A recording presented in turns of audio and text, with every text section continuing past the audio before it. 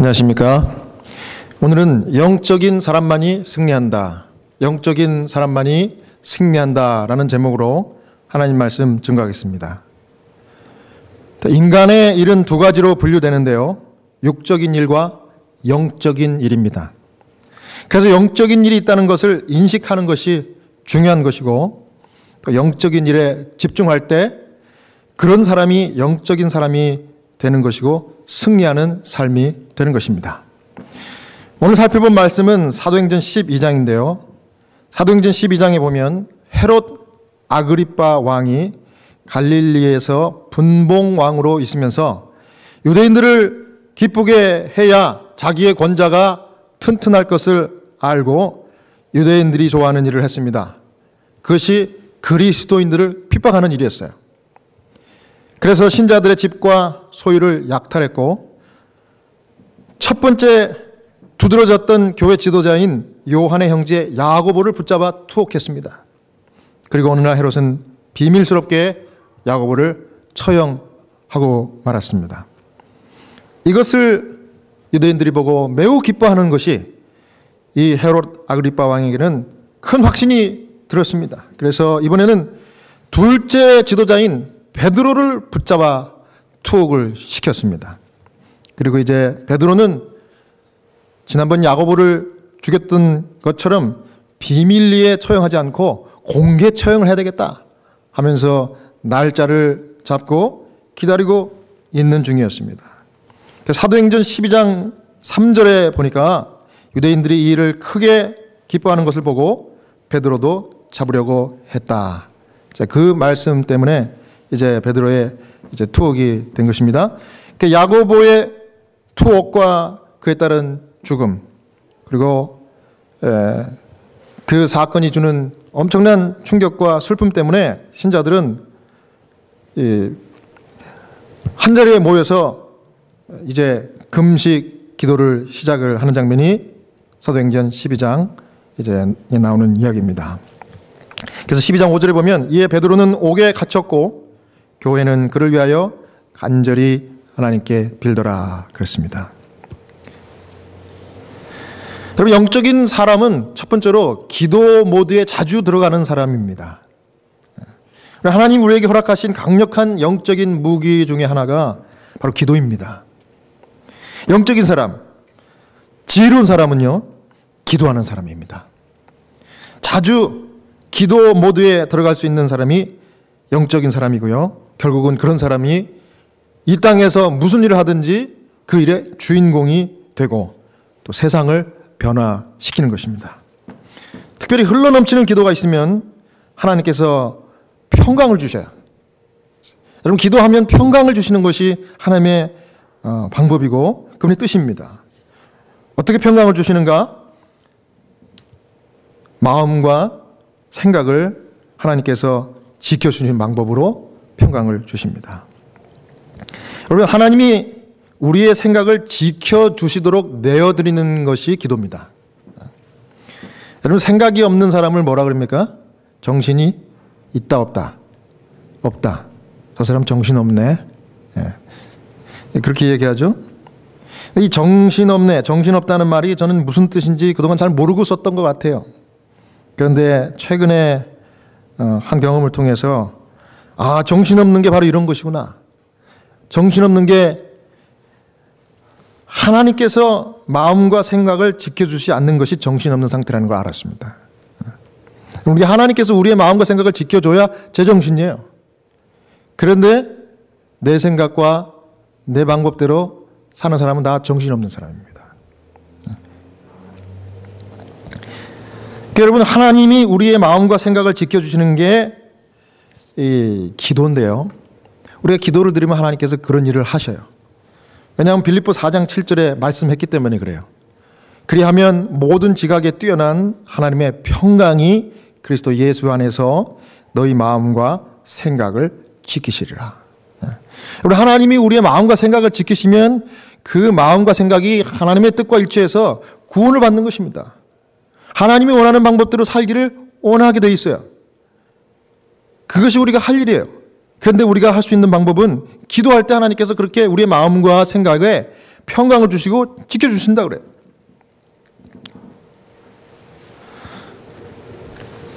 바로 지난 2주 전에 있었던 일인데요. 딱 80이 되신 환자분인데요. 호스피스 환자분인데 나이다. 이름은 나이다입니다. 나이다. 80이 내 나이다 이게 아니고 나이다. 그런데 집에서 이제 호스피스 케어를 받고 이제 죽는 날짜를 기다리고 있는 사람이에요. 참 안 됐습니다. 첫 방문을 갔는데 그 남편은 유대인입니다. 유대인. 부인도 유대인이에요. 그런데 제가 이제 채플린이라고 소개를 했더니 이 남편이 한쪽 눈은 잘 안 보여요. 당뇨도 있고 뭐 그다음에 뭐 이렇게 뭐 스트로크를 여러 번 겪었기 때문에 이 남편이 자기 말로는 스탠스를 8개를 박았대요.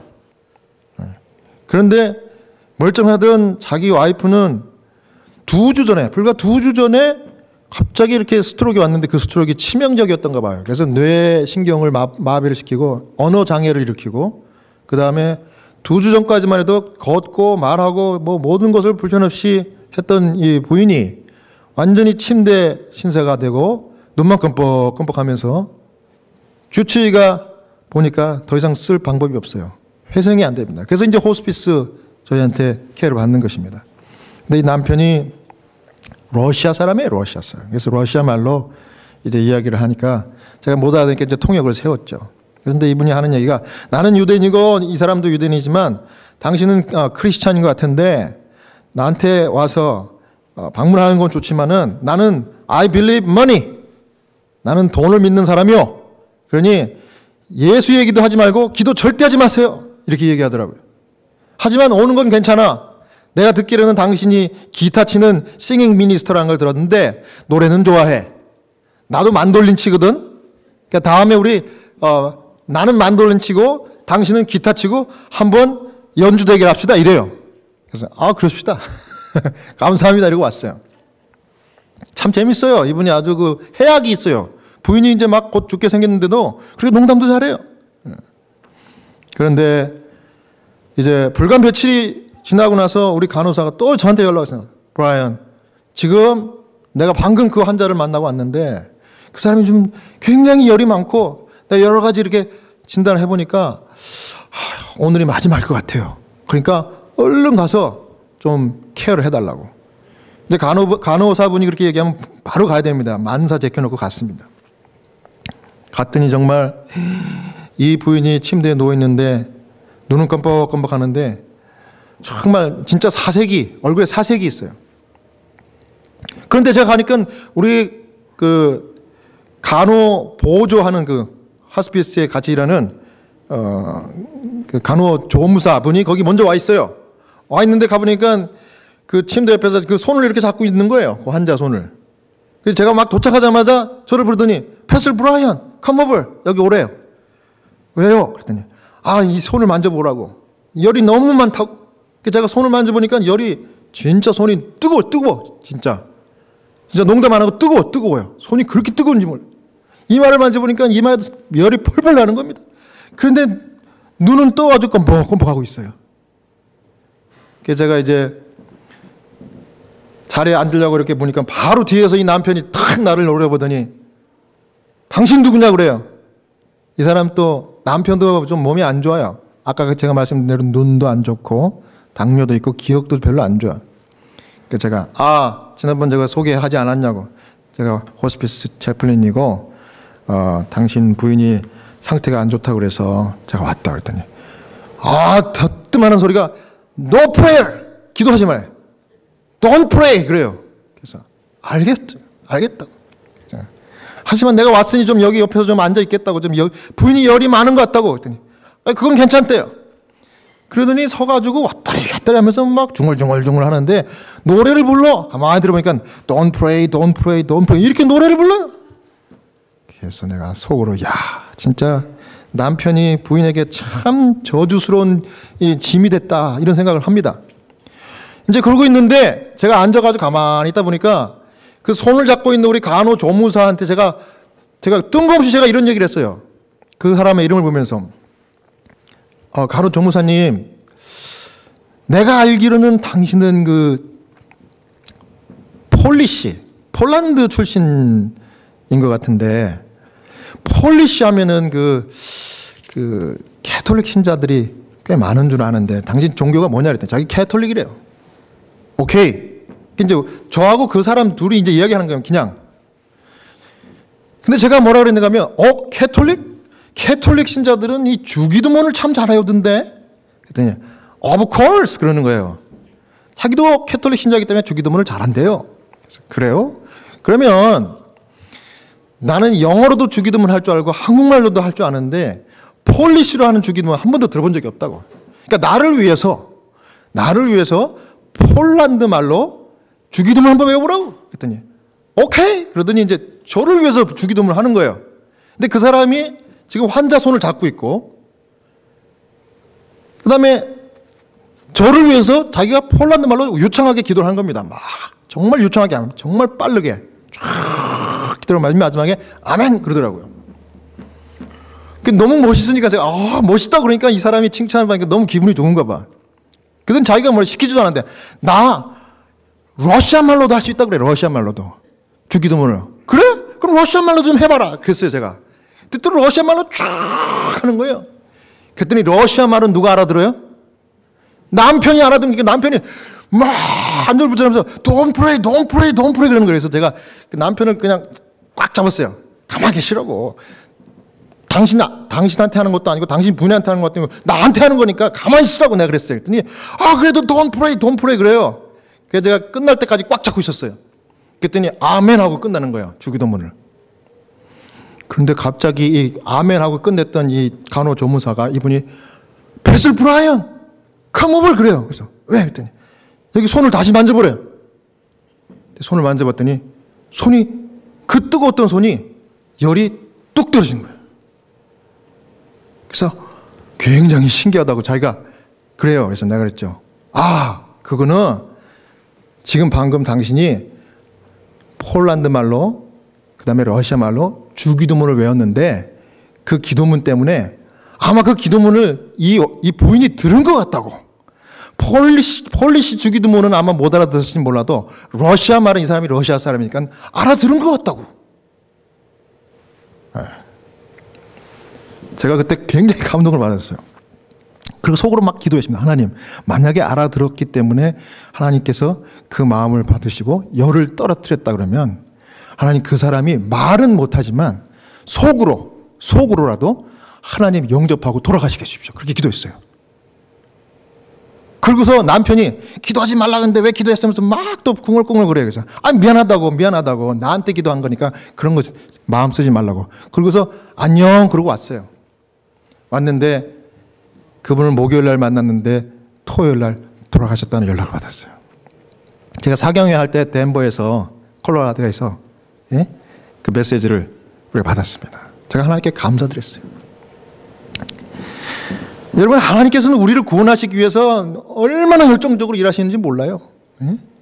여러분, 이 자리에 여러분들이 오신 게 결코 우연이 아님은 하나님이 여러분을 이미 계획적으로 인도하시고 마음에 감동을 준 거예요. 그러니까 온 거죠. 여러분, 교회 나오는 게 쉬운 일이 아닙니다. 마귀가 얼마나 싫어하는 일인데. 눈에 보이지 않는 영적인 싸움이에요.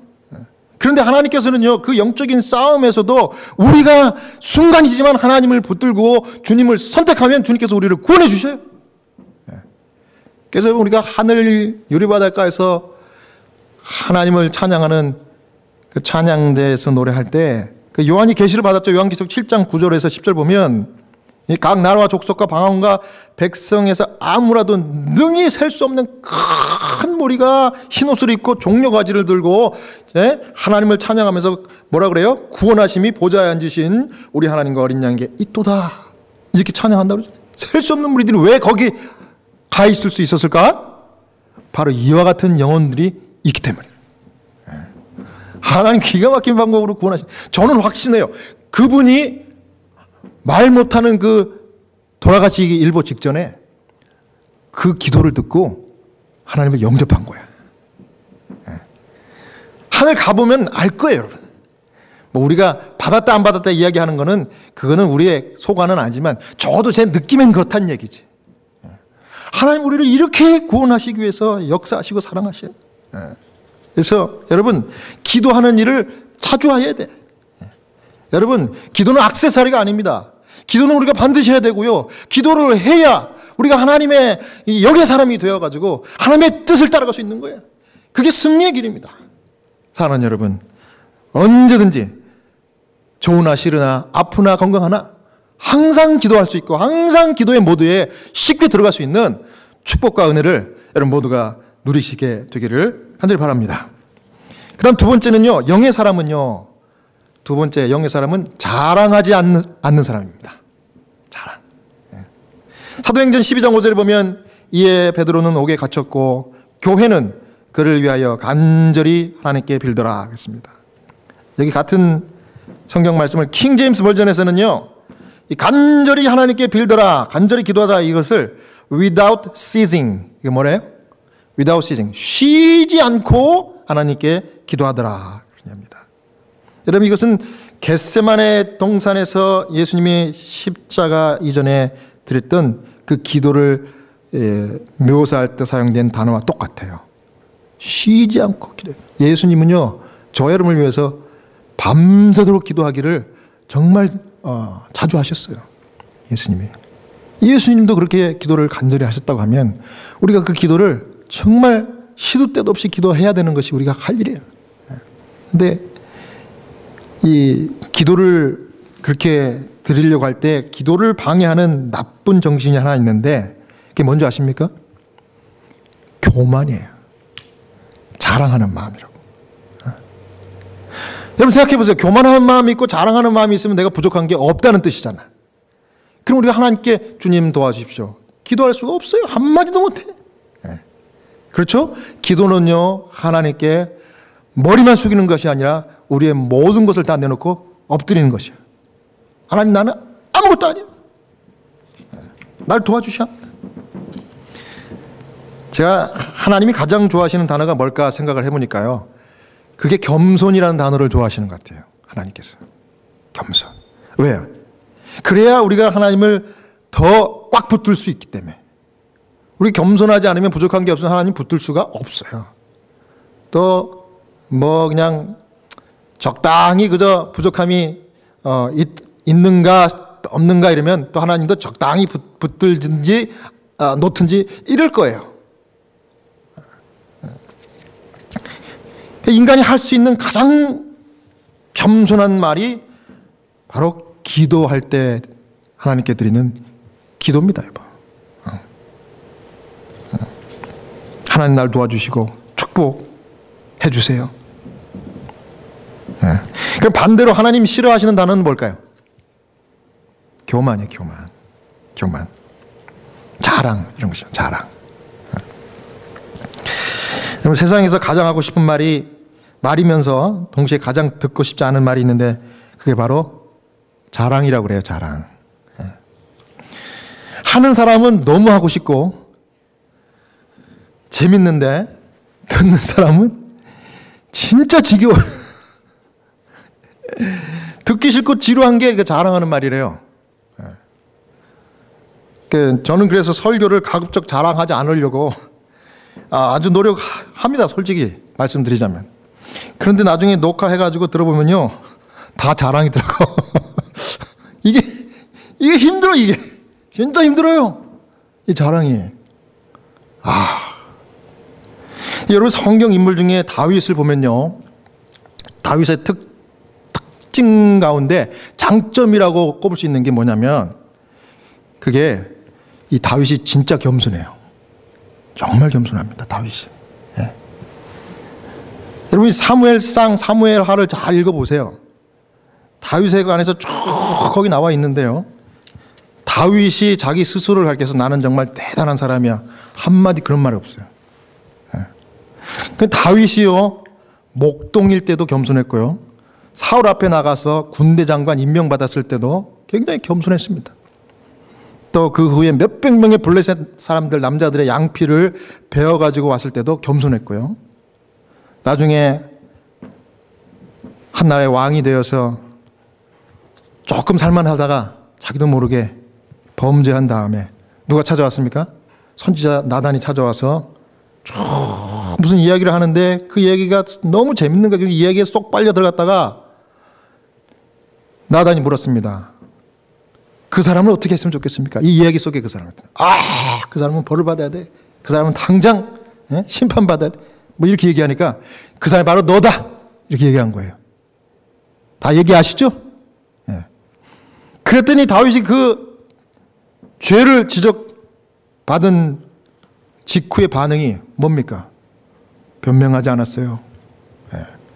여러분 요새 뭐 정치인들이 청문회 나오고 뭐 이렇게 하면은 뭐 인사청문회 하면 뭐 자기가 해놓고도 온 세상 사람이 다 아는 그런 나쁜 짓을 해놓고도 자기 입으로는 끝까지 나는 그런 일 없습니다. 기억이 안 납니다. 뭐 이래. 근데 다윗은 어떻게 했습니까? 죄를 바로 지적하자마자 바로 무릎 꿇잖아요. 바로 무릎 꿇어요. 내가 하나님 앞에 큰 죄인입니다. 여러분 우리도 우리 인생 가운데 어떻게 보면요 이렇게 고난이 있어도요 금방 회복되는데 이게 없고 내 자아가 자꾸 살아있으면 굉장히 어렵지 않겠습니까? 여러분 제가 계속 말씀드립니다. 이건 저에게 먼저 하는 얘기예요. 여러분 자랑하면 뺏기기도 있고요. 교만하면 반드시 떨어져 있습니다. 이건 망고의 진리 같아 내가 볼 때는. 근데 우리 하나님 앞에는요 세상 없어도 하나님 나는 벌레만도 못하고 하나님 난 죄인입니다. 나를 도와주셔야 합니다. 나는 정말 죽을 사람인데 주님 이렇게 은혜를 주시니 너무 감사합니다. 이렇게 살아야 돼요. 그리고 자랑하지 말아야 돼. 예. 예.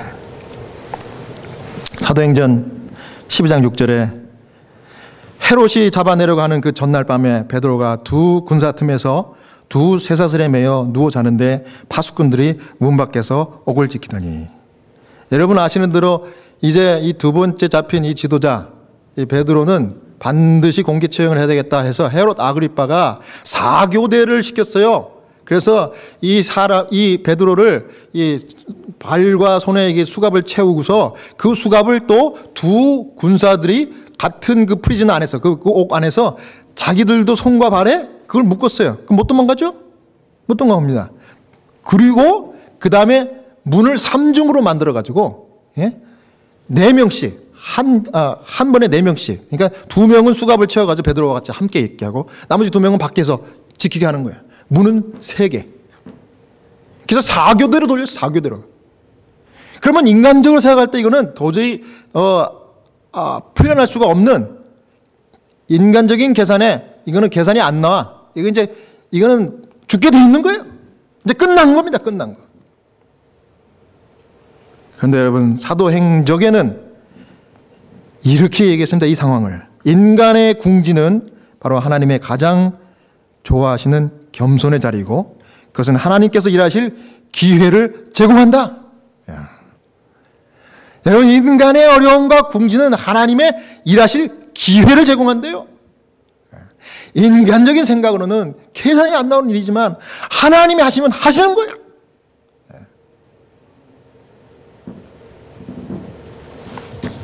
그리고 마침내 처형날이 결정되었고 그 다음 날이면 이제 사형 집행이에요. 그런데 신자들은 어떻게 했습니까? 신자들이 다른 곳에서 기도했습니다. 기도. 그랬더니 여기 사도행적 145편이 이렇게 얘기합니다. 신자들의 기도는 여전히 하늘로 올라가고 있었으며 그들이 온 힘과 동정심으로 뜨겁게 도우심을 호소하고 있는 동안 하나님의 천사들은 투옥된 사도를 지키고 있었다. 여러분 신자들이 기도했더니 연합해서 기도했더니 하나님의 사자가 그 삼중옥 안에 있는 그 베드로를 지켰대요. 여러분 신자들이 기도하니까 이런 역사가 일어나고 천사들이 동원이 되는 겁니다. 사도행전 12장 11절 이에 베드로가 정신이 나서 가로되 내가 이제야 참으로 주께서 그의 천사를 보내어 나를 헤롯의 손과 유대 백성의 모든 기대에서 벗어나게 하신 줄 알겠노라 하여. 풀려났어요.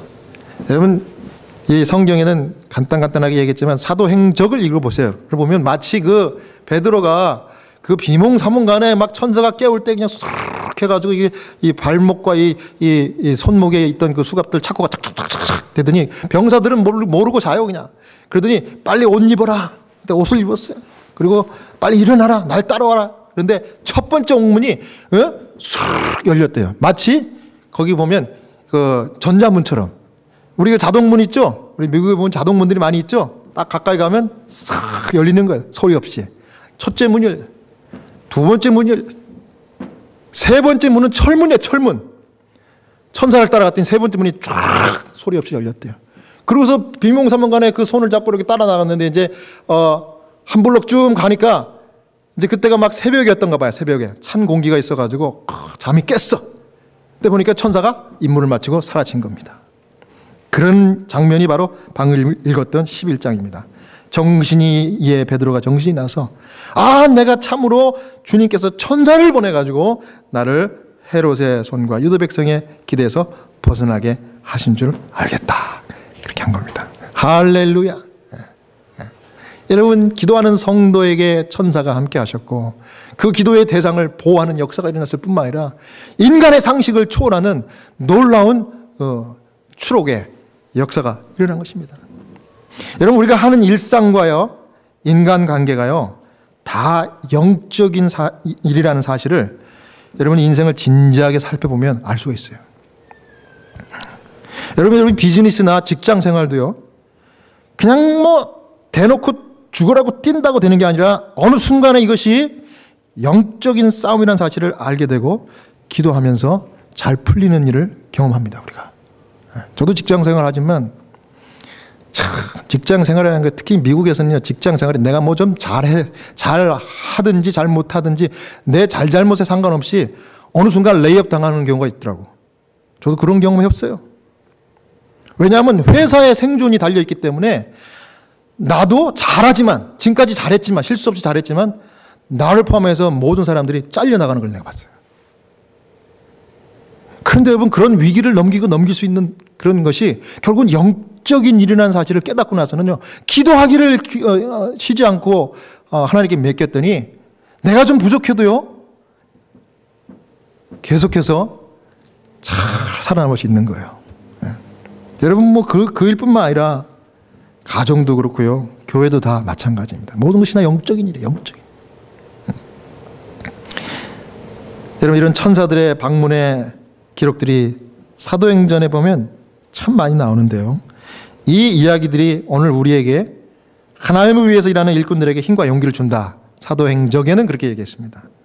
사도시대와 마찬가지로 실제로 오늘날도 하늘의 사자들은 슬퍼하는 자를 위로하고 회개하는 사람을 보호하며 사람들의 심령을 그리스도께 인도하기 위해 온 세상에 다니고 있다. 우리가 그들을 직접 볼 수는 없으나 그들은 우리와 함께하며 우리를 인도하며 지시하고 보호한다. 여기 천사의 이 역할에 대해서 이야기하면서 그렇게 얘기합니다. 그리고 이 천사들은요, 계속해서 이렇게 이야기합니다. 이 빛나는 광명의 사다리를, 야곱의 사닥다리 아시죠? 하늘과 땅이 연결된 야곱의 천사들이 오르락내락한 사다리가, 이 사다리가 여전히 우리 가운데 있대요. 예? 하늘은 그 기초가 땅에 확고히 박히고 그 꼭대기는 무한하신 분의 보좌에 연결된 신비로운 사다리로 인해 땅과 가까워져 있다. 이게 여전히 남아있다는 겁니다. 보이지는 않지만 천사들은 이 빛나는 광명의 사다리를 끊임없이 오르락내락하며 곤궁하고 고통당하는 이들의 기도를 하늘에 계신 아버지께 전달하고, 천사들이 우리의 곤궁 중에 드린 기도를 하나님께 전달하는 일을 한답니다. 축복과 희망과 용기와 도움을 인간 자녀들에게 가져다 준다. 이런 빛의 천사들은 영혼의 주위에 하늘의 분위기를 조성하고 우리를 보이지 않는 영적 세계와 영원한 하나님께로 이끌어 올린다. 우리는 천사들의 모습을 육안으로 볼 수는 없으며 다만 영안으로서 하늘의 사물을 분별할 수 있다. 이렇게 얘기합니다. 제가 오늘 이것을 읽고 아침에 기도했습니다. 하나님, 우리가 찬양교인들이 좀 소수가 온다 할지라도 이 자리에 천사들이 같이 있다는 사실을 우리가 인지할 수 있도록 천사들을 많이 보내주세요. 그랬어요. 그래서 지금 천사들이 많이 앉아 계실 겁니다. 그리고 영적인 분위기로, 하늘의 분위기로 좀 천사를 좀 명령해가지고 만들어 주십시오.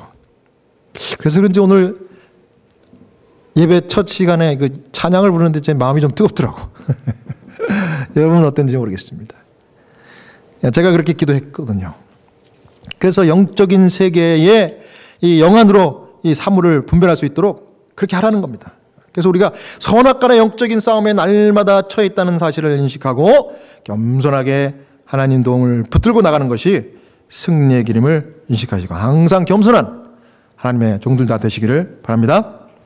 그 다음 마지막으로 영적인 사람은요, 심판하는 일을 전적으로 하나님께 맡기는 사람입니다. 여기 사도행전 12장 25절에 보면 하나님이 헤롯을 심판하는 마지막 장면인데요, 이 야고보와 베드로를 죽이고자 했던 이 헤롯이 정말 교만해서 하나님의 마지막 심판의 칼을 드십니다. 헤롯이 영광을 하나님께로 돌리지 아니하는 고로 주의 사자가 곧 친히 충이 먹어 죽으니라.